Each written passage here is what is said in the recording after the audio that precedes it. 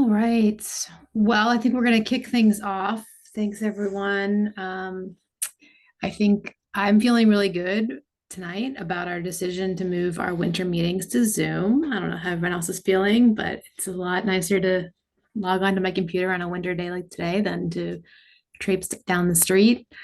Um, we are kicking off 20. So I'm Sabrina Solba. I'm the Highland Park Community Council Vice President, for those of you who don't know me.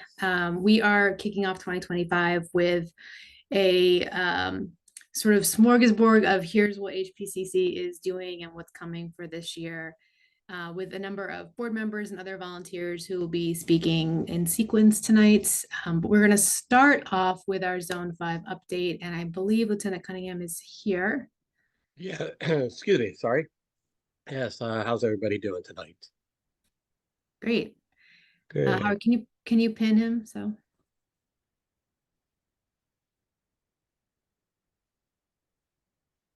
All great. right. Well, I apologize for everybody who's got their cameras on and has to look at me for the next couple of minutes. So we'll go over some numbers we have. I've got the numbers from December and then the yearly wrap up for the numbers for the Highland Park area. So for December, we took a total of 18 reports. We had one aggravated assault, one burglary, one robbery, and four theft charges. So all things considered, with the numbers of what we're looking at across the city, again, the numbers up here are relatively small, and just goes to show what a tight knit community is up there, and you guys are watching out for each other. So looking across the year, we had 247 reports, 8 aggravated assaults, 3 burglaries, 6 robberies, and 68 theft reports over the course of 2024. So again, all things considered, pretty low numbers considered what we're looking at for the rest of the city. A couple things that I did want to highlight is we've updated our Zone 5 Cares website. So if you just go into the great Google machine and look at Zone 5 Cares, you'll be able to see the site that we've created for Zone 5. And I've updated it with this year's roster to show which officers are going to be working in which areas. So if you have a particular question or something you would like to direct to our officers, you can see which officers on daylight and PM are actually working up in your area, so you can call down and ask for them, or any of the supervisors or myself or the commander. Also, we're announcing that the citywide public safety meeting is starting up again for 2025, and that meeting is going to be on January the 28th. They're serving a light dinner at 5:30, and the meetings will start at 6:30, and that's over at the CATS Performance Arts Center over in Zone 4. The flyer is up on the Zone 5 Cares website. And also on January the 29th, over on 720 Sherwood Avenue over in the West End, AAA is going to be hosting a steering wheel lock giveaway for anybody that owns a Kia or a Hyundai. Over the last year, we've noticed a spike in crimes for the theft of those two particular vehicles.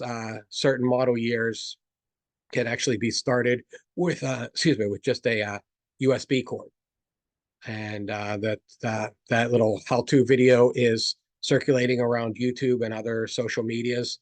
So AAA is partnered with law enforcement to give away steering wheel locks. If you remember back to the old club that people used to have to put on, it's something similar to that.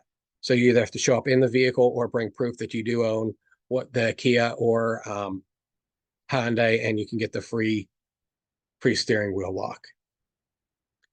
Those are some of the big big highlights that would like to point out, and we can open up for questions if anybody has anything. There is one in the chat. Okay, let's see if I can get to this. Okay, things that we're doing about the ring of kids that are stealing vehicles. So we have set out different patrols. We've watched to see where the statistics are, look at the data for time of day and area that they're being taken from. We've partnered with, we've got uniformed and we've got plainclothes through our detective bureau that are out in unmarked cars looking around. And, we're trying to piece together information through arrests and through our intelligence unit to see who they are. And this is something that has hit citywide and across the county. So we are working in addition to county police and a few other agencies to try and narrow this down. One negative to this whole thing is once we actually make an arrest and we do our charging documentation, do our charging paperwork, that becomes public record. Some of these kids are going down and getting copies of these public records to see what we're doing to try to combat our efforts to find them. So we're being very judicious in the information that we're releasing into the charging documents at the beginning, because, if we say, hey, we caught this group because they were, we found fingerprints, we noticed the next round of kids that we get are wearing latex gloves. So we have to provide enough evidence, obviously, to be able to justify to the court so we have enough, probable cause to make the arrest and charge the crime. We have to be, careful enough to not put out all of our techniques and hiding spots out in the paperwork to give them a heads up.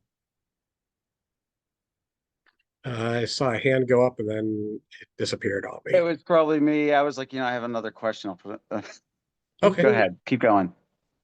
Can you restate the giveaway for the automobile locks? Sure. So the auto locks is going to be on January the 29th from 11 a.m. to 2 p.m. or as long as supplies last. And that's going to be over at 720 Sherwood Avenue over in the West End. Do you have this posted on like Facebook or anything? It is, the flyer is out on the Zone 5 Cares website. If you scroll probably on the about, website, but not like on social media. I believe that AAA has posted it, and I'm going to double check and make sure that our PIOs have put it out there. It would be cool for some of those like community engagement things to get them like connected up through any social media accounts from the Highland Park area and more, whatever. Sure. What I can do is, as I start getting these the flyers, I can get it sent off to the Highland Park, the email address that I have for the community group, and then we can work at trying to get it linked up one way or another. There should be a link, if somebody can double check on that Zone 5 Cares website. There should be a link to the Highland Park community group site and everything like that. So we just want to make sure that that's working, and then we can try and get everything linked up to get the information out. I was asking some of this regarding this because I had my car stolen.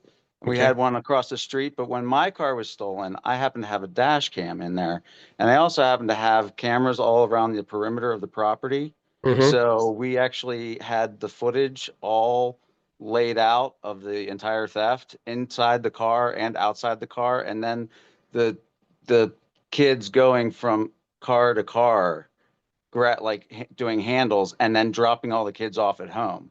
So like I highly recommend, I mean, like I totally understand the position of how you have to kind of go about this, but I highly recommend dash cams after that. But not only that, but even in the biking industry, biking culture and everything, you like the cameras. I will also give kind of a plug with you guys, because you guys know that I have cameras, and you've come to me periodically to say, hey, can we see some of that footage? And like, it's been really good communication.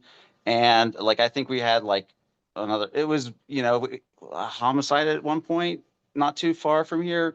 So, but like, it was really good to be able to like have that open line of communication. So I just kind of wanted to throw that out there too. We definitely appreciate it, and all the good stuff that we get from the cameras. be it real time or, the next day when people are reviewing, things that are cameras that are motion sensitive and you see that it was set off, sometime through the night. We definitely can use that to work towards grabbing the people we need to. Okay, great. Thank you, Lieutenant Cunningham, for the update. And yeah, anything that you would like promoted to the community, if you email the HPCC email address, we will pass that along where we can, or tag us on Zone 5 social media or anything like that. Okay. Sounds great. Much appreciated. Thank you very much. Thank you for your time tonight. Thanks. Okay, so we're gonna move into the rest of the agenda, and I'm gonna kick us off by briefly teasing something that the board has been discussing for a little while, and that is that I don't know how many of you are aware of this, but the HPCC is one of the oldest, if not, we often say the oldest continuously operating community neighborhood association in the city of Pittsburgh. It started in 1945 and has been operating. It's at that time it was like 15 families getting together because they wanted organized stuff for their kids and their families to do.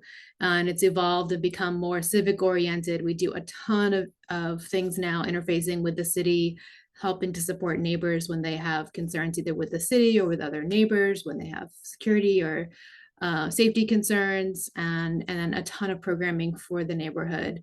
And we looked up last year and said, oh, it's been 80 years since the organization began, and we've really grown, and we have a number of really amazing initiatives that have come online the last couple of years, and a couple of big things that we're going to talk about tonight that are happening in 2025. And so we are looking at doing a big fundraising campaign over the next year to 2 years to fund some of these ongoing initiatives and some of the work on Bryant Street, which we'll be talking about. So for 80 years as an organization, we're very excited to be celebrating that this year, and we're going to be doing a number of things to raise money and strengthen the organization for the next 80 years. And I think we're going to kick that off by talking about the wine tasting. And so Howard, I will pass it off to you.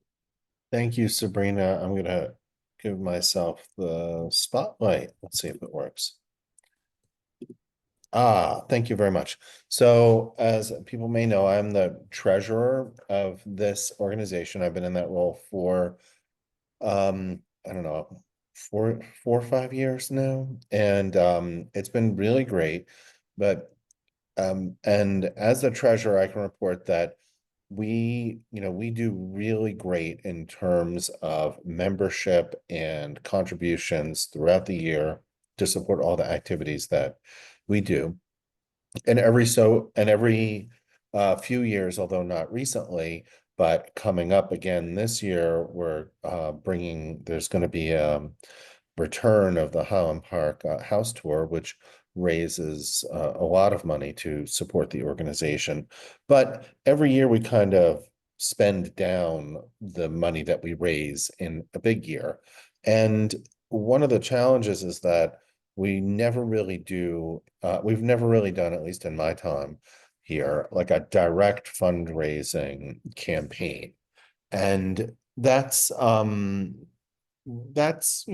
been great, but we've been taking on more and more initiatives in the community that people really, really value. And a lot of things where we don't really ask for direct contributions to support. So we are starting off with I think the first ever, or at least first in my memory, fundraising activity, which will be a wine tasting night. And we're calling it Cheers to 80 Years. Oh, we don't have the graphic, but I think you might have seen it in the postcard that just showed up in your mailboxes. The management at the Highland House, the apartment building near the park, has graciously agreed to open up their top floor lounge, which has spectacular views of the city. And they are making that available at no charge. And we are going to have a really super event. The plan is a wine tasting, which sounds like It sounds like, oh, what does that mean? Well, we'll have, 4 or 5 wines, and everybody will have a chance to learn about the wines and have a drink or 4 with some good friends. And we'll be, members of the board will be there, and we'll be talking about all the activities that we've done over the past year and all the great things that we're planning for coming years. So when will it be? Friday, March 7th. Think we have the start time at 6 o'clock. Is what we decided. So after work, and we will be selling tickets to the event. So you'll start to see the promotions for the ticket sales. I'm sorry, thank you so much. 5:30 to 7:30.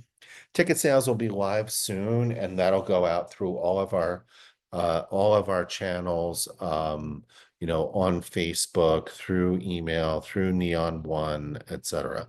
It's going to be a $100 ticket, so I know that might be a little steep for some people, but it really is designed to create a fundraising model for the community council, and it's part of this 80th year celebration.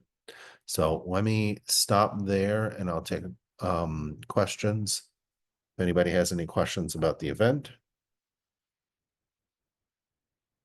you can put it in the chat, or you can come off of mute. Sabrina, did I leave anything out? No, I'll just continue to like riff off of what you said, because what we've been talking about is how do we envision a Highland Park that coming up, a little bit of a spoiler for the future, but a Highland Park that's for everyone.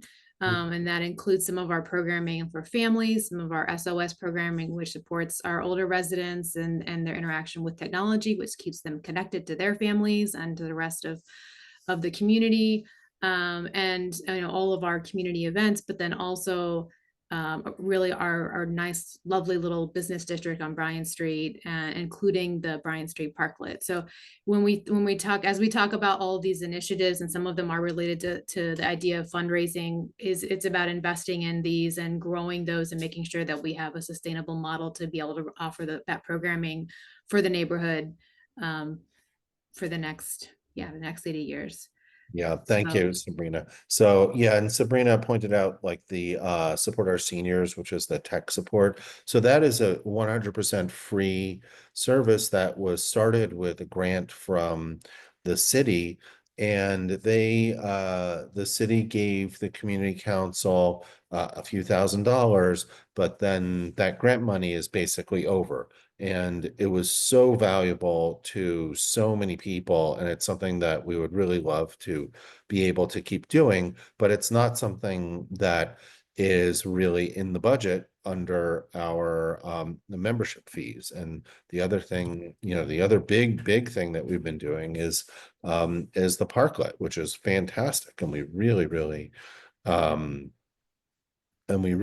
have yeah, we're going to be talking about a little bit more about that. yeah, we're going to talk about that, but it's also something that, it's free, right? Yeah. So the community council needs to, do some fundraising to keep making those things free for people. So the wine tasting, just to remind everybody, will be at the Highland Tower apartment building on the top floor. And Jack Bryce, he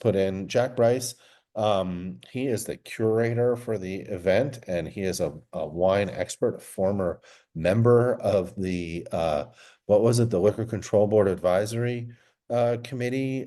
So he really knows wine, and that's his business. So we're really glad to be able to take advantage of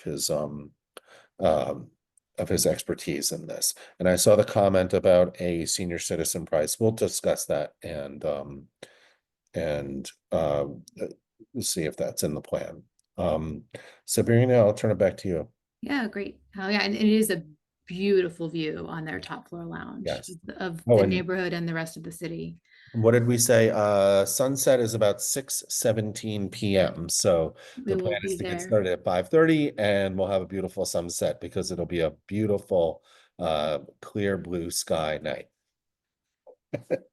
All right. And then the next big event is actually, Howard already teased it. It's the return of the Highland Park House Tour, which used to be every other year, but has gone on hiatus for a number of years. And Elisa, are you ready to speak about that?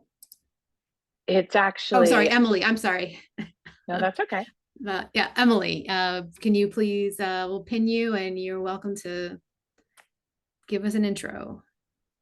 Yes, hi, my name is Emily Askin, and Elisa Lukey and I are going to be co-chairing the Highland Park House Tour this year, and we're very, very excited about it. We are also working with Jason Grease, who is gonna help us immensely with all of the tech. And we're super excited to get more people involved. So the date is currently set for May 10th. That is Mother's Day weekend. We've been passed the baton by Monica Watt and her team, who ran the house tours for years. And so we have big shoes to fill for sure, but we are super excited. We are going to need some volunteers. So everything from people the day of to actually be at the houses and help guide the visitors through, and as well as if anybody is interested in taking on a leadership role, we are still looking for a volunteer lead as well as a marketing lead, marketing and advertising. So I will put in the chat after I'm done a link to a Google Doc where you can sign up for any and all of those things, or you can forward it along to somebody who you might think would be interested. We are still looking for houses. So if you or anyone you know, or if you have any homes that you're dying to see that you would like to suggest, we will be more than happy to reach out to people. And in that vein, if anybody has a connection to anybody at the King Estate directly, please let me know. We save knocking on the door, which I will do. I would love a personal connection if possible, because the King Estate has historically been an incredible boon to the Highland Park House Tour, and we would love to get it on the tour this year, especially after the hiatus. So if anybody, I'll also put my email in the chat. If anybody wants to ask me any questions or has any great feedback about Highland Park, about the house tour in the past, we are open to all of it. And we're super excited, and please tell your friends. And if you want to get involved, also email me. Thank you. Thanks, Emily. Anyone have any questions about the house tour? Emily, the link is in the chat already. The link to the volunteer form. Oh, great. Amazing. Thank Do you you. want to, for people who maybe haven't been on the tour or on a tour, maybe Mhm. you just say something about what the volunteers do, what their role is in the homes on the day of the tour, because I think that is hopefully very reassuring for people who might be on the fence. Yes, hopefully this is reassuring for people who are on the fence about volunteering, and for people on the fence about perhaps putting their home on the tour. So the volunteer role day of is going to be, there will be a few different ways we can do it, but we'll only be asking for a couple of hours of your time. It's not the whole day. There will be windows of time that you can sign up for. And it'll be largely your role to help us track the foot traffic coming in and out of homes. We will have all of our homes will have their own sort of rules about what they're comfortable with. So our volunteers will be in charge of making sure that the visitors adhere and respect the properties, because that is, of course, of utmost importance to us. And for us, I think it's a way to also connect with our neighbors. So, you know, the foot traffic, we've been told that in the past there have been many hundreds of people who will come through these homes, a lot of whom are our neighbors, and a lot of whom are our neighbors in other neighborhoods and boroughs. So it's just a great opportunity to like meet new people and learn about this wonderful neighborhood that we live in. So so really you're an ambassador, and also kind of sometimes security. As I recall, there was often a volunteer on each floor of each home. Depending on how the home is going to be shown, Right. there, Each floor that's you open. know, yeah, so it might be room by room, it might be floor by floor. It will kind of depend on the property. But we will have that all mapped out. So when you sign up, we will just assign you a very clear job. It'll, you know, somebody might be at the front offering people booties, offering or taking the tabs on how many people are entering, making sure people are ticketed. So there will be different roles to fulfill. If you are a shy person and you don't want to talk to people, we can certainly accommodate that. So there will be a role for everybody. And the more the merrier. And you don't actually have to live in Highland Park to be a volunteer, by the way. So if you have friends who are civic minded and just want to support, they are welcome to volunteer as well. Thank you, Emily. There was a question in the chat about, is the volunteer a docent? And, you know, some of the houses on the tour, I was lucky enough to get to be on, just to participate in one of the tours at the very end when I moved into the neighborhood about 10 years ago. And I recall that some of the houses had detailed information, and the people who were showing you and like knew who the crafts people were, how it was restored, if that was part of the house's history. Sometimes there were like beautiful murals or stained glass windows like we often see in the neighborhood, but sometimes there wasn't that information. So different houses will have different levels of information to share. And I assume our volunteers will get briefed on the house that they're on and be able to share that if it's available. That's exactly right, Sabrina. It'll really depend on the property and what information the homeowners share with us. I mean, some of the homes, and maybe even some of you have those great house histories. So it just sort of depends what we can learn about the property and how we can relay that information. And we'll certainly try to be, I love the idea of a docent, and certainly with the King Estate, if that ends up being on the tour, there will be a bit more knowledge for people to share there. And if anybody has knowledge about the architecture of the neighborhood, you would be particularly welcome to join as a volunteer and share your expertise, for sure. Thank you, Emily, and be on the lookout, everyone. Remember, it's Mother's Day this year, the return of the Highland Park House Tour.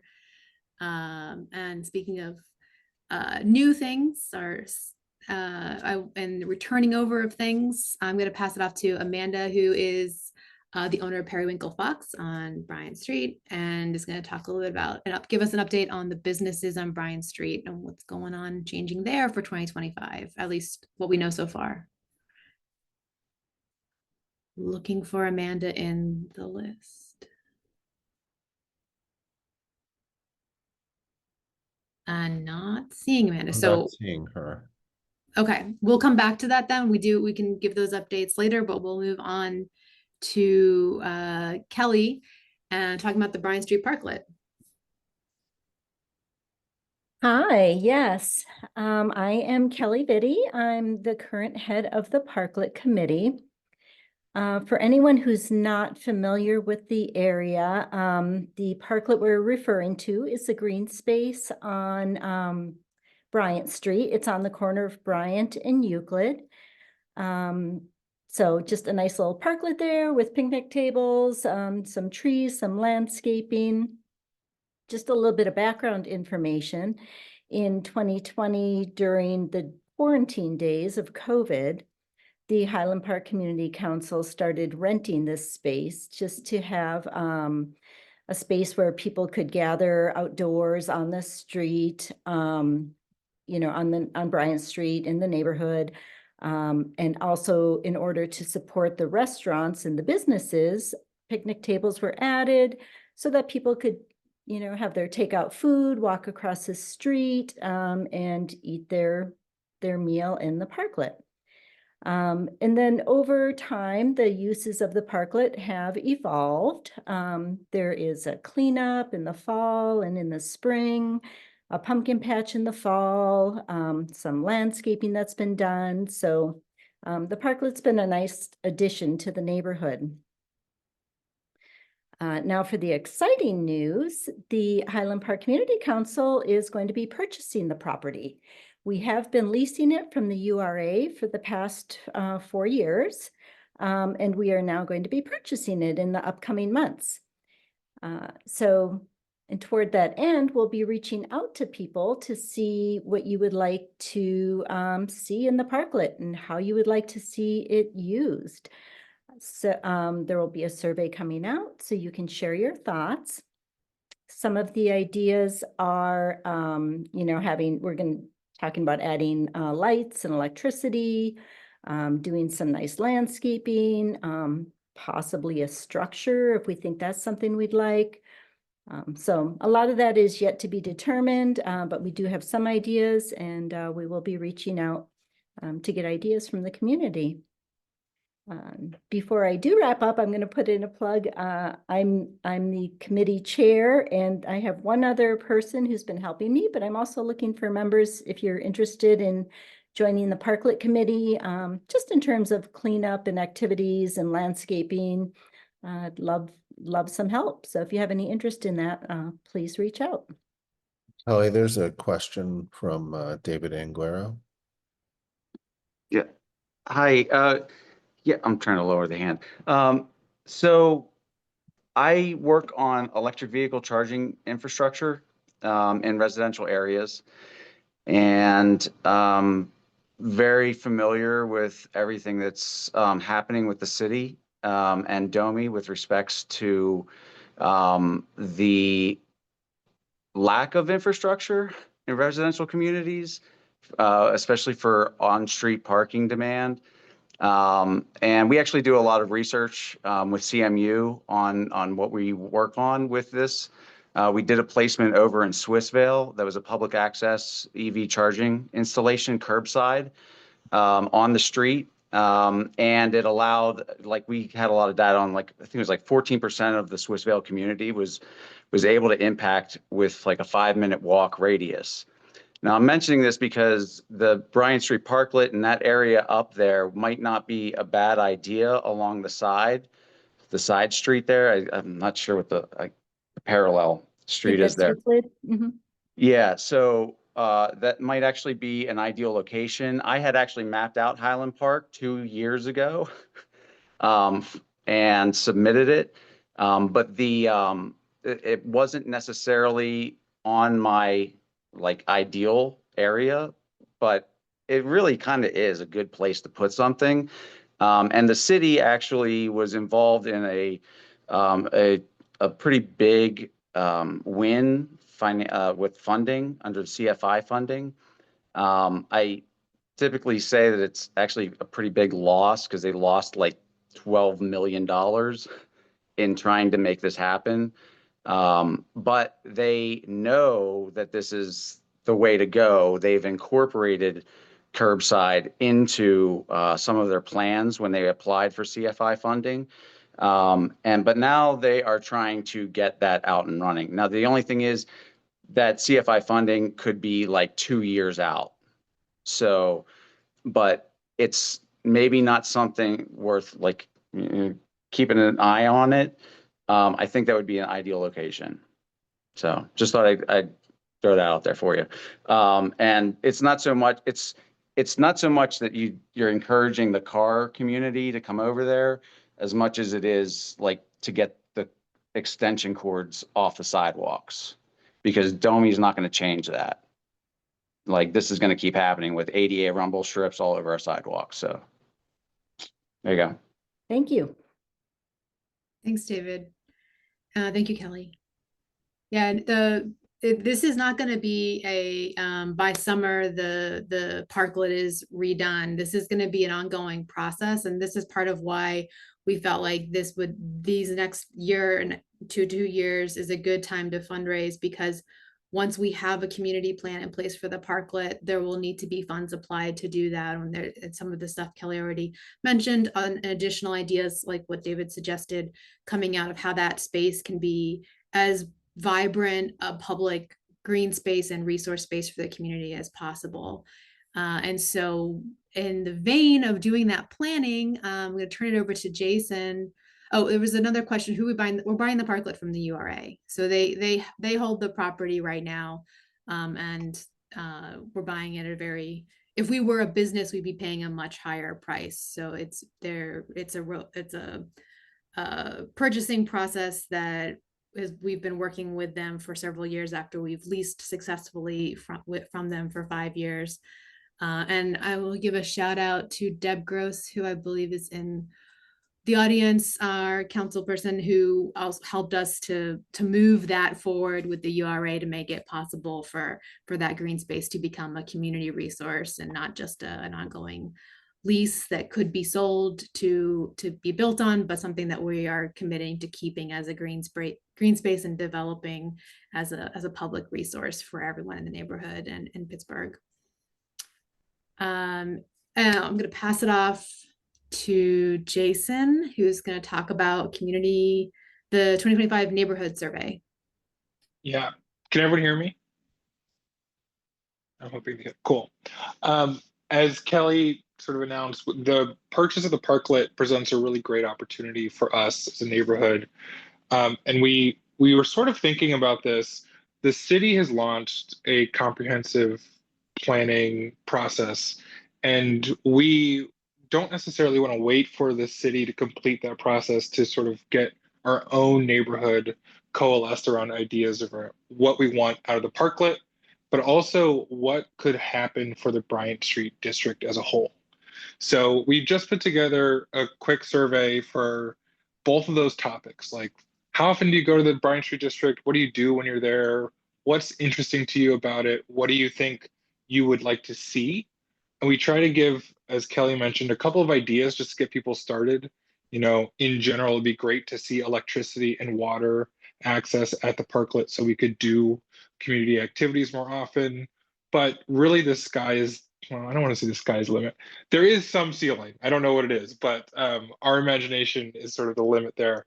So I'm going to just take the opportunity to put it in the chat right now. It's just a Google survey. It is not necessarily the final version of this. So call this like a soft launch of the neighborhood survey. Because you're here today, you get to get exclusive access. We're probably going to send this out in a week or so, just so everyone in the neighborhood, everyone who's a member of HPCC can provide their input. But since you're here, please take a minute to respond. Email me if anything is missing or if anything feels like it's a redundant question or a question that we should add. I think there are 2 or 3 really, really good reasons to do this. And as Sabrina mentioned, the timing is really good. One is that the HPCC is an unelected group of people, right? So we don't necessarily want our ideas driving all of the energy and all of the projects here. So we want to get as much input as possible. 2, there are often funding opportunities for things like a local neighborhood commercial district that we've seen in the past. The URA, as previously mentioned, had a grant program. They have a current active grant program that has a rolling application deadline. So a lot of those ideas will be useful to get together for a future opportunity. And then I think 3, we just want more people to feel bought into the idea of the Parklet being a community space. So starting with your ideas, and then maybe we'll ask you to volunteer, and then maybe we'll ask you to help run a fundraiser, and then all of a sudden you're in charge of maintaining the Parklet forever. Kat Ackland just sent this question. We don't have like a dedicated grant writer. I've written some grants in the past. We have some volunteer folks on the board who've written some grants in the past. We actually started the process for the URA's grant in 2023, and we didn't actually get all the way to submission, partially because all of us have lives, and we didn't get all the way there. But it also seems like the URA didn't actually award for that year, and so this year they've actually upped the amount that one could get. And I think we're in a really great position to do so, but Kat, to your sort of question, I think we need people who are willing to put in some time, and we need the neighborhood and the residents to throw us some ideas about what would be most beneficial for them. Thanks, Jason. Awesome. Yeah, thank you, Kat, for volunteering. So make sure we connect with that.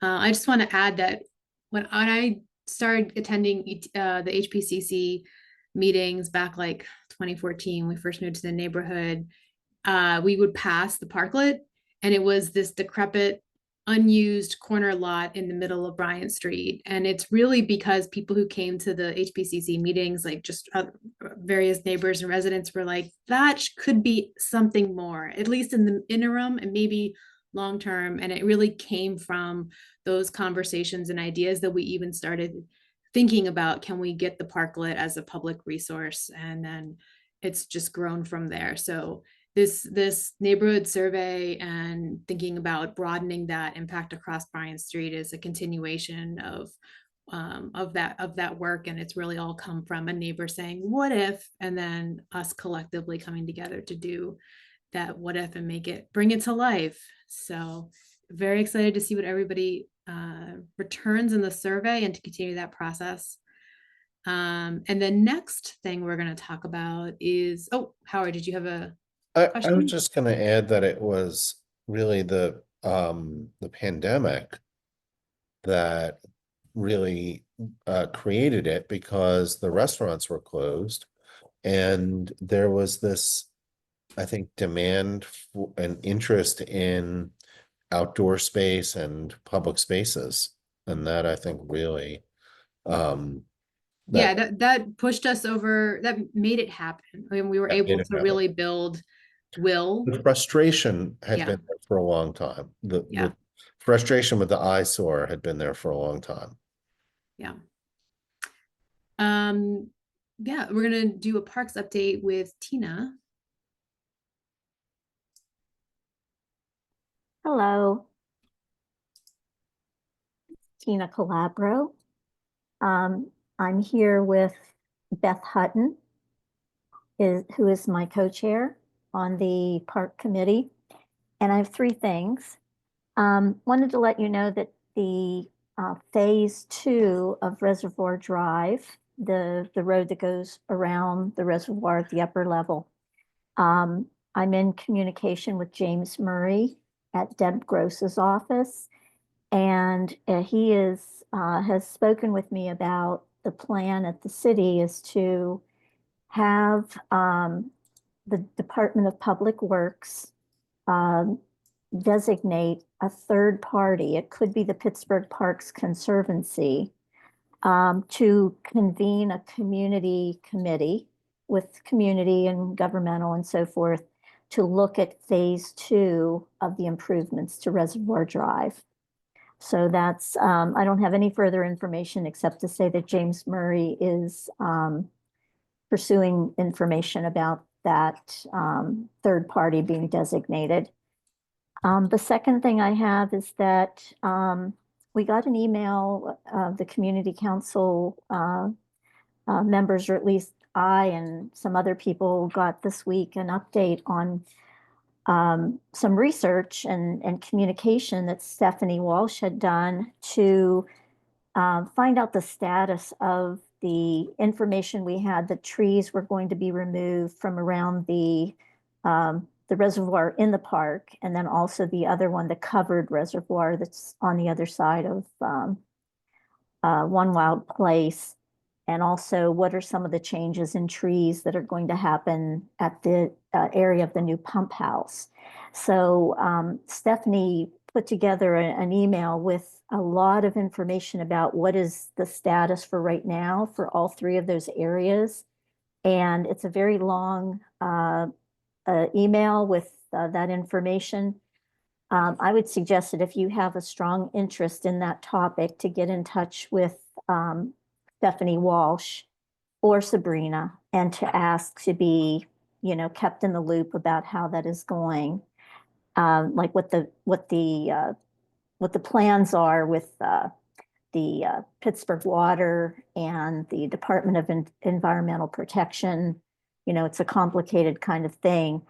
The good news that we saw in that information was that the reservoir area, the one that we walk around, the open, uncovered reservoir, but there's a long time frame for any actions that would be taken up there, and really extending. It looked like at least another year. So we have time to advocate, and we have time to push for community input into the process. So that was the really good message in that. Thirdly, the deer program, the culling of the deer in the park, to my mind, it's been a very quiet kind of process. We haven't heard much about it. It's coming to an end at the end of January. And the forestry department is going to update Beth Hutton and me to tell us, how it went. I mean, not just update us, but update everyone about how it went. And then we can report that back to the community council. Are there any questions?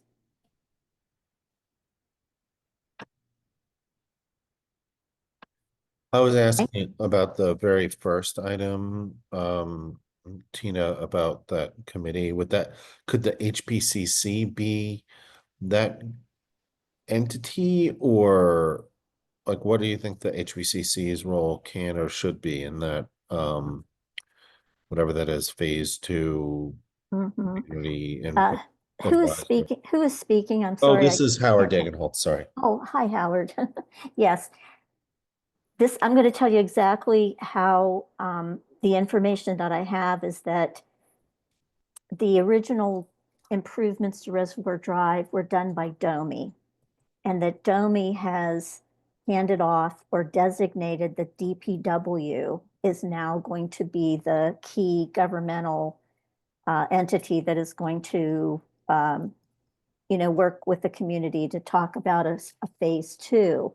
Now, the information I got when that process was started to say DOMI is handing off to DPW is that they would designate a third party, and that third party was likely to be the Pittsburgh Parks Conservancy. There was no mention of any other entity that was being considered. I don't think that means that there wasn't any other one. But I think that, Howard, why don't we talk after the meeting? And in my communications with James Murray, I can suggest that if you and others are saying that you would like the community council to be considered as the third party. Sorry, I can't really speak for the whole community council, but but we can take that up. Okay. Andrea, Yeah, Tina, hi, it's Andrea. Thanks, Howard.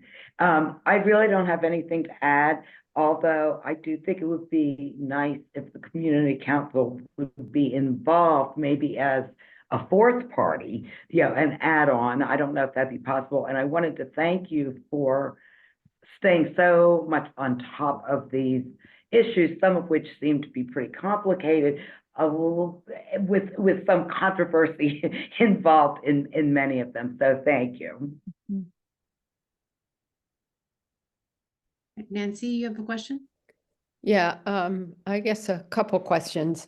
One is just that you mentioned, Tina, the uncovered reservoir being way off in the distance, but that the covered reservoir, it looks like they're gonna, DEP is gonna move ahead on that and remove those trees. Is that the plan? Yeah, Nancy, were you in the loop on that I was, email? yeah. You were, so it's, Yeah. I don't know everything that was said in there, verbatim right now, but I do believe that it detailed what was going to happen at the covered reservoir in the near future. I can give you a brief sense of it. And the issue for both reservoirs is that they're being a state ruling is being applied from I believe the Pennsylvania state level of them as a dam. That's and that means that there's certain requirements about the encroachment of mature trees and certain like requirements about the stability of the grounds around them. There's definitely some concern, I think, from the neighborhood perspective of, is that an appropriate application of those regulations for a reservoir that doesn't have like a downstream impact. So it does feel like maybe it's being sort of applied to something that is not real, the regulations are really written for. But at the moment, I don't know if they're really slow walking it, or if it's just that these things take time. But 2025 is supposed to be a survey around the covered reservoir, where they will then decide if what needs to be done to like shore up the grounds around the reservoir, if anything, and what trees need to be removed, if any. And then by 2027, those trees would be removed if it follows that trajectory. And so far, no dates have been set for the uncovered reservoir, but it's under the same directive. So we'll have to see what comes, but it could, I mean, when this was first mentioned, the talk was effectively removing all mature trees around the reservoir. So obviously there's a lot of people immediately concerned about that. So we're trying to see if that cannot happen. It's not going to happen tomorrow for sure. And we don't know if we can stop it from happening, but it is a potential future on the table then, and that is what the Parks Committee and other folks in the HPCC and the neighborhood, Deb Gross, a lot of us are working behind the scenes to get more information and to make sure that we're not cutting down trees that don't need to be cut down by blindly following regulation. And I'll mention also that we've had a number of residents come to us and say that they've had a tree on their property in front of their house tagged by Duquesne Light for being cut down or trimmed. And so if that's you and you haven't connected with us yet, please do email HPCC and let us know if you're concerned about that. We have been told by the city that a lot of those flaggings were like an aggressive new contractor, and that most of those cuttings will not necessarily be approved. Even if they're city trees. But we just want to make people aware that there's this conversation in Highland Park. We're blessed to have so many beautiful, gorgeous trees. Of course, we want them to be safe. We want our electric service to be safe, but we also need to make sure that we're protecting this, this rich heritage, arboreal heritage that we have in the neighborhood. So we're trying to keep an eye on that, and the Parks Committee is working on that, and we've been working closely with other folks. Andrea, did you have something to add or another question? I do. Hi. Oh, Judy. I am proud to be involved with each one of you, both of you, in your efforts with all of these issues with the community. You deserve our thanks and appreciation. Thank you. Oh, thanks, Judy. Andrea? Okay, I just have a question. It seems so counterintuitive to be told trees need to be taken down to stabilize an earthen hillside. I don't disagree with you. I grew up in the country, and we always learned that the way to protect water and hillsides is to plant trees. So this whole thing, I think, needs to be much more thoroughly explained. And I would just want to add one more thing, Sabrina. Okay, with Duquesne Lights tree contractors who they send out to protect the wires and all that, they absolutely lie that they have an arborist, a certified arborist, with the crews that take out the hearts of those trees. And I do not think that we should put up with that if we have a choice. That's all. Thank you. Yeah, and the city, a lot of those trees are city trees, and we were told that a lot of that stuff won't be being approved to move forward. But we are keeping an eye on it and continuing to ask questions about it. So, Nancy. Yeah, I wanted to also weigh in on the third party for the for Reservoir Drive. I don't know how much power we'll have here to sort of talk to James Murray about an opinion, but I would say that a third party, the Parks Conservancy, is, I think, a really good third party to be involved. This is what they do, as opposed to the Highland Park Community Council, which is great and can certainly advocate for what we need in Reservoir Drive. But I think really the Parks Conservancy has now a 30-year history of parks projects, and they know how to get them funded, and they know how to get things planted, and so I would just weigh in and argue that if they're thinking of the Parks Conservancy, that I think that is a good group to be involved in this as a third party. Mhm. Yeah, that's a good point. Yeah, Oh, no matter and what, HPCC will be involved through individuals who are connected directly to those other parties if we're not part of one of the three, but also just we are in those conversations already. So no matter what, we will be involved supporting as best we can and trying to leverage our community partners like the Parks Conservancy to everybody's strengths so that we can get done the most benefit. Okay, and in full disclosure here, I am on the board of the Parks Conservancy, so I know what they do, but also so you should know that that's where I'm coming from. Understood. Thanks for disclosing that. Howard. I just wanted to 100% concur with that. I know I had raised the question before, and I think that's totally appropriate. All right, we are at 8 o'clock, but I have about 5 minutes of more updates to give y'all before we break. So if you stick with me, I'll give you a couple more small updates.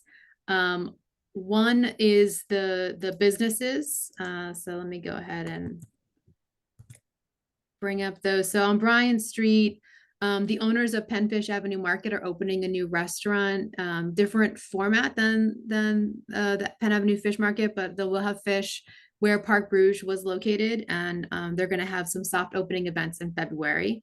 So that's coming. And then Gupta Properties, which is building a new mixed use building in the empty lot between Jeffrey Smith Salon and the Anna Skincare building, is hoping to get their building permits soon and begin work on that site. So you will see some activity on that site starting to take place. So those are the updates for Bryant Street. And then in addition, just in case you didn't hear about the firing range, so in December, the City Council voted on the final 2025 budget, which includes $4.7 million in the capital budget for the police firing range construction. Oh, you did have one update.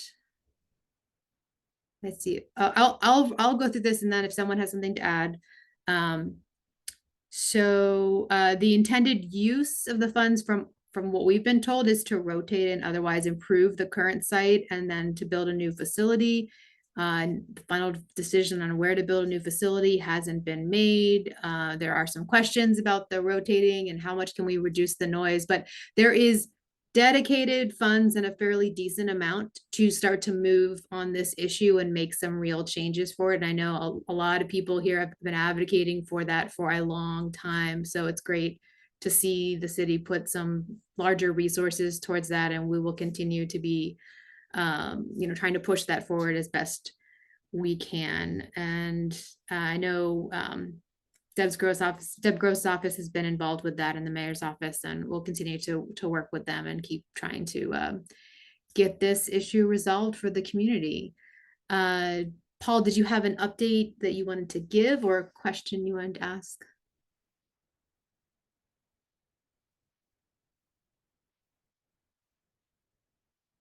If you're speaking, you must be muted.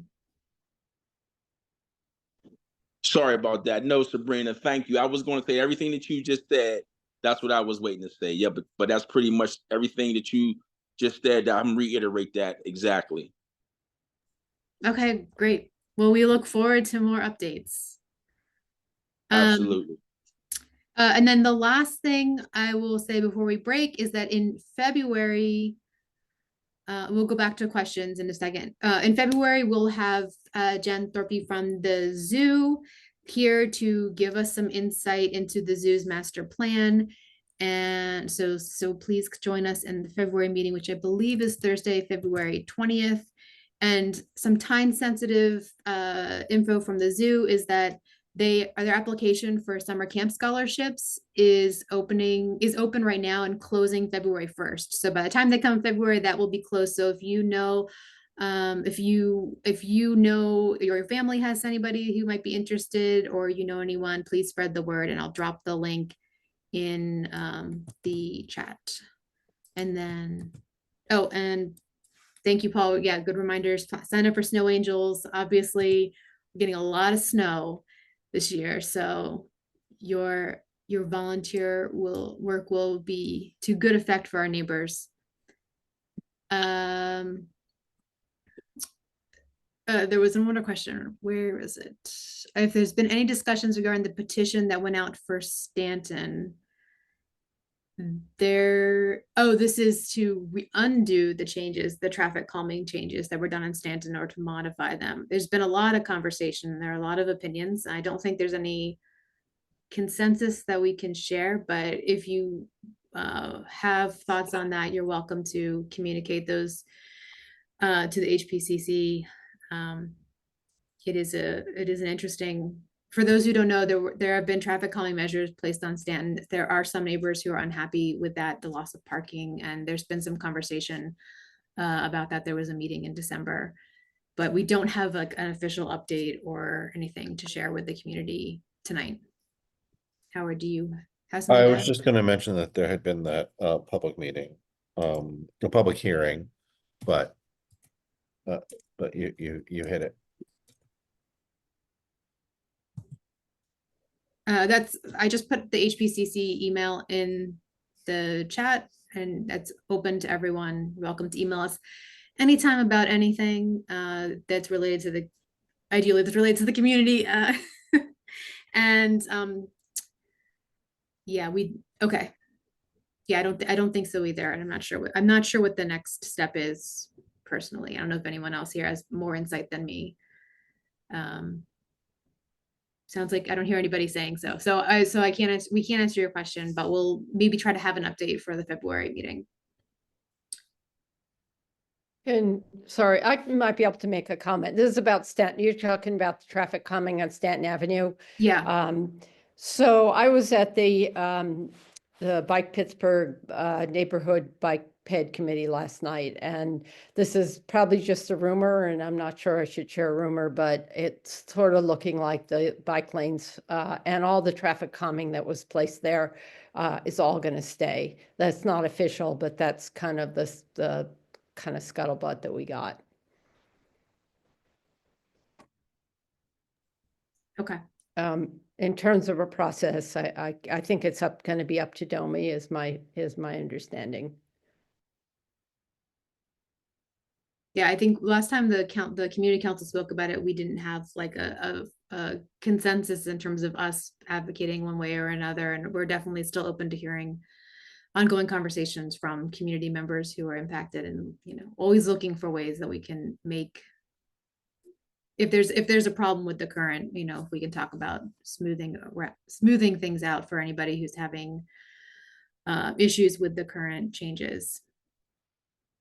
If possible, we'll see. All right, I think that's everything. We have a lot of stuff planned for this coming year with the return of the house tour, the official bringing into the community fold, the Bryant Street Parklet, kicking off our fundraising with the wine tasting events. And of course, all the events we do normally, the yard sale, the Bryant Street Festival, the Hullabaloo, the children's events, all of that stuff coming for 2025. So thank you all for being here tonight, and we will see you in February.